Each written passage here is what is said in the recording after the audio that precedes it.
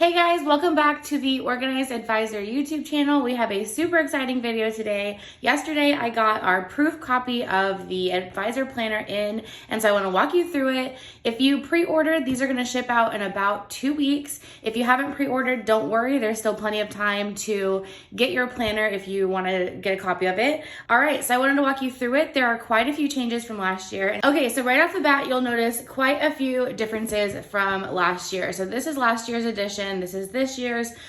First off, you'll notice that it is not soft bound with the lay flat binding. It is a coil. We had a big debate in the comments and in our feedback video about what you guys preferred, and it was about 50-50. And so I figured last year we did lay flat, this year we'll try coil. The biggest complaint about coil is lefties, and when they write on it, the coil gets in the way. The biggest complaint about the lay flat is that it's just gigantic, and this is a very large planner, and so when it's open fully, like this, it just takes up a lot of space on your desk. And so I think that feedback is absolutely valid. And with the coil, you can kind of fold it around itself and it's a lot more manageable of a size. And then also you'll notice it's a little bit shorter. So this was what's called a master size, which is not standard in the US. And so I wanted it as big as possible to give you guys lots of space to write. But it was a little taller and it stood out from all of your other documents that you might be carrying. And so we went with 8.5 by 11.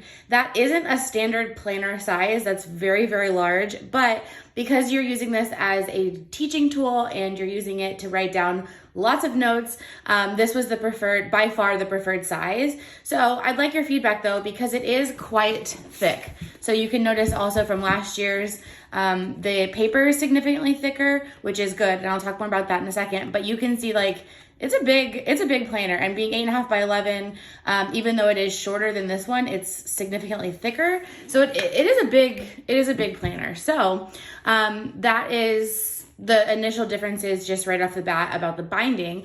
The, cover of this one is also like a leather. And so that is different because you can't do that with this coil. So it's like a plastic, but it's super durable. You can wipe it off. If it gets fingerprints on it, it won't get messed up by being put in and out of your bag.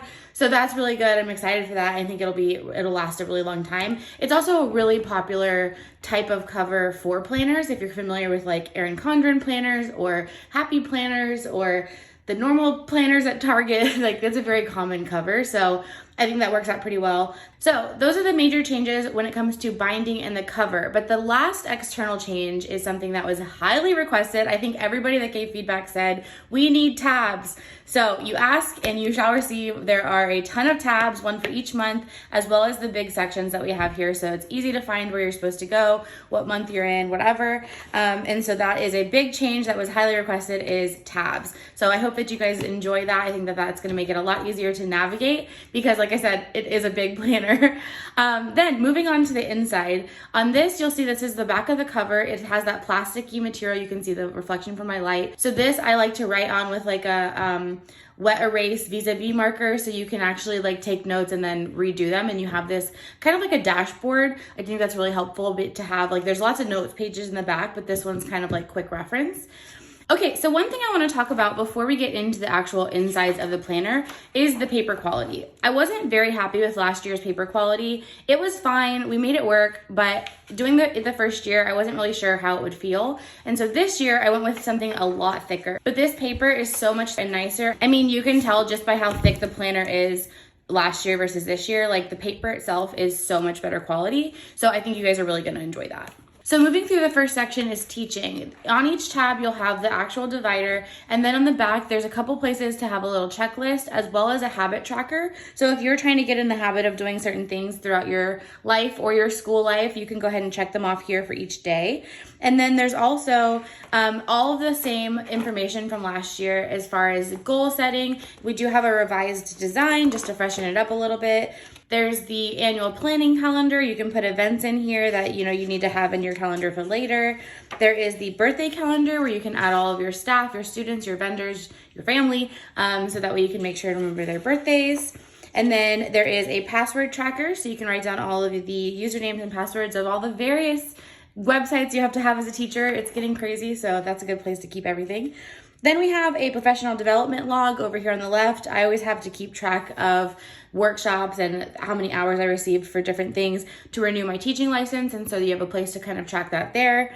Then we have a communication log. It's not very much space, but it gives you just a place to write down the last time you spoke to your principal, a parent, a advertiser, your vendor, whatever, whoever it is. It has room for the date, who you spoke to, the method that you did speak with them, either via email, Zoom chat, phone call, whatever, and then a couple of quick little notes. If you have more notes than that, then obviously there's lots of notes taking space throughout the planner, but this gives just a quick memory jog for what the conversation was.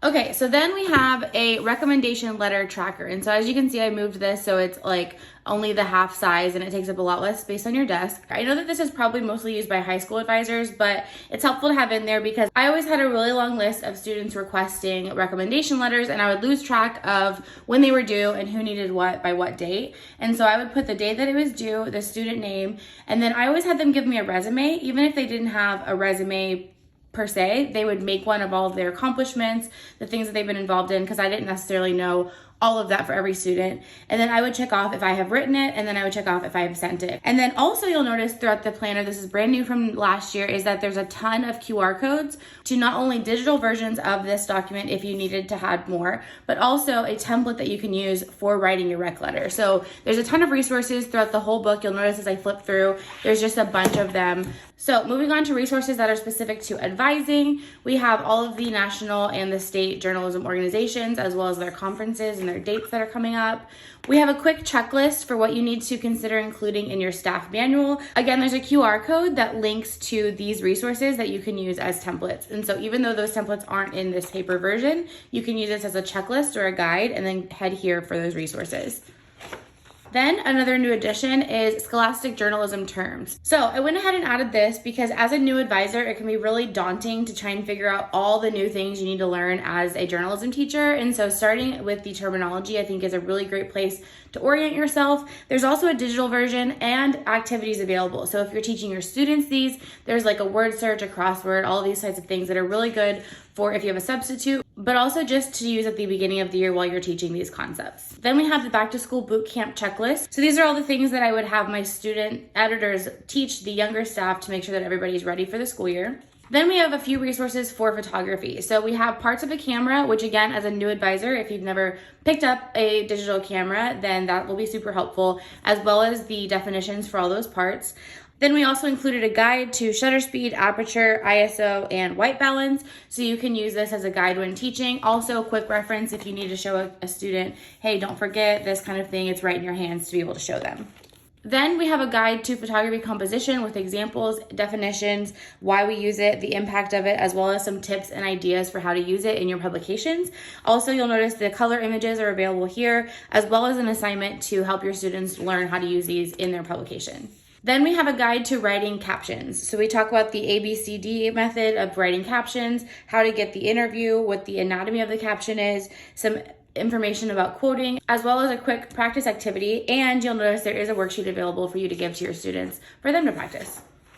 Then we have anatomy of a spread. This was in last year's planner, but it's on one page now, so it's a little bit smaller, but it's easy to use as quick reference. You can also get a printable version of this on your website, so you can give it to your students or include it in their staff manual.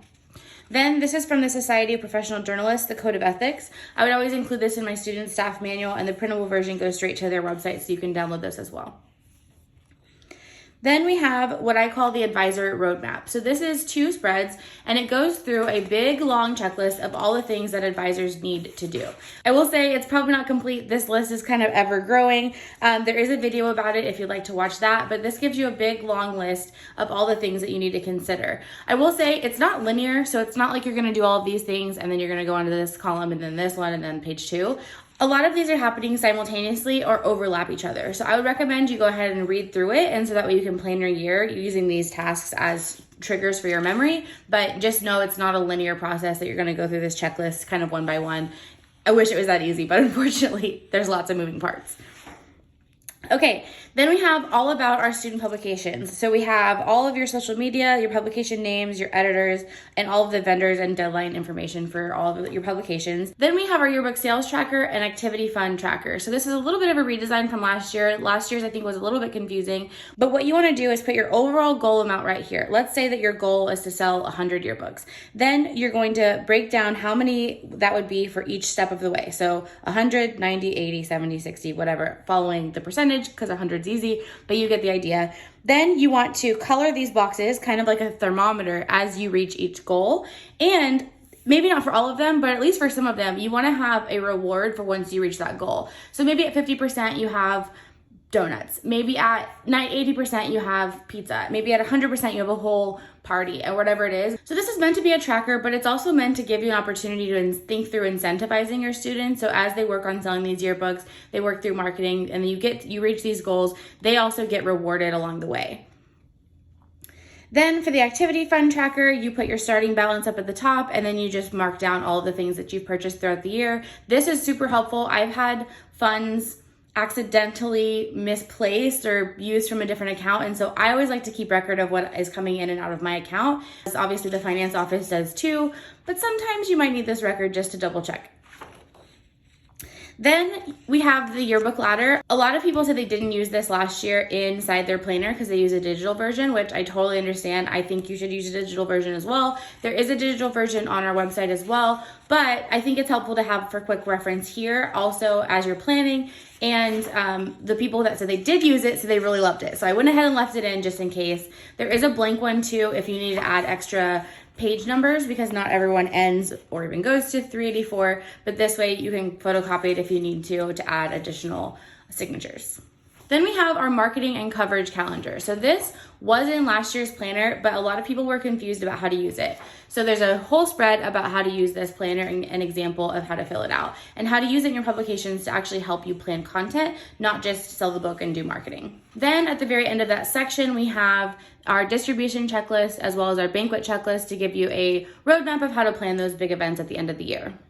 So then moving forward into the calendar section. So each section starts with a blank place for notes, the monthly calendar, and then a spread for each week. It's very similar to last year in that you have a to-do list on the left, a mini calendar, a space for each subject on the top along each column, and then you have your day of the week going vertically, and you have a space to check off that you took attendance. This was always something I always forgot, so I think that's really helpful just to give you a little reminder each day to say like, yes, I took attendance today.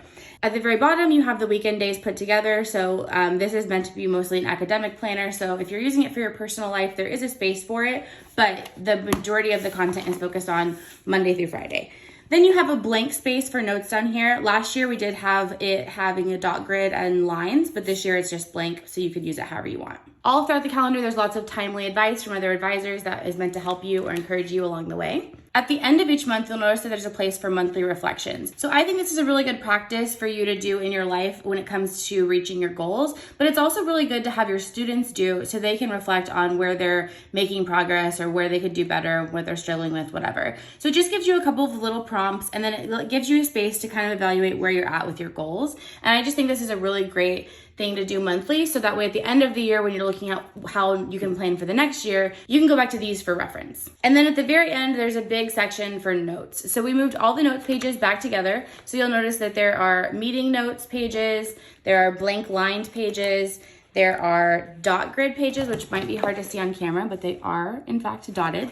And then we have our fun coloring sheets here in the back like before. So 2 more fun features that have been added from last year. One is this pocket folder in the back. It's double-sided, so you can throw in any sort of information you might need to keep handy, as well as a snap-in ruler. Unfortunately, my proof copy didn't come with the snap-in ruler, but I have a Erin Condren one to show you kind of the concept. But basically, these little tabs will snap onto these rings, and that is how you can keep your place in addition to the tabs. And that's really handy because it sticks out right above your pages. So that's the overview of the 2023-2024 Advisor Planner. This is only the second year we've created these, and all of the feedback from last year is directly what made this happen. So I would love for you to share what you love, what you don't love, if you like the coil, if you like the plastic cover, the pocket, the bookmark. If you haven't pre-ordered, don't worry, it's not too late. You can definitely get your copy still. Just head to organizeadvisor.com organizedeadvisor.com/planner, and you'll find all the details there.